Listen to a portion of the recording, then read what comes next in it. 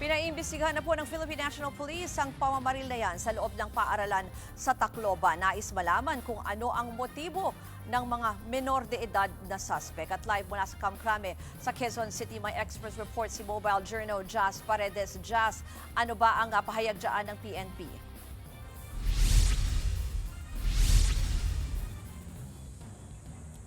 Ruth, mariing kunindera ng Philippine National Police ang pamamaril sa San Jose National High School sa Tacloban, Leyte na humantong sa pagkasawi ng 3 individual. Iniutos ni PNP Chief Jose Melencio Nartates Jr. ang masusing investigasyon para malaman ang motibo at ugat ng krimen. Inatasan niya ang pulisya sa rehiyon na makipag-ugnayan sa mga magulang at pamunaan ng paaralan para mangalap ng mga impormasyon.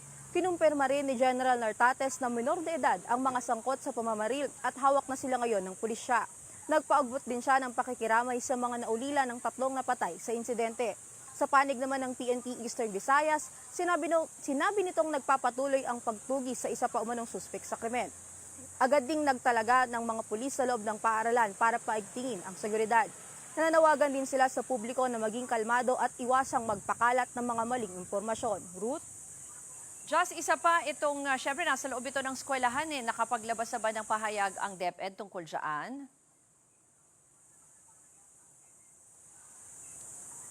Ruth, nakikipag-ugnayan na ang Department of Education Eastern Visayas sa pulisya kaugnay ng nangyaring pamamaril. Nakipag-usap na rin ang ahensya ng Department of Social Welfare and Development para sa suportang psychosocial para sa mga estudyante, guro at iba pang mga tauhan na nakasaksi ng insidente.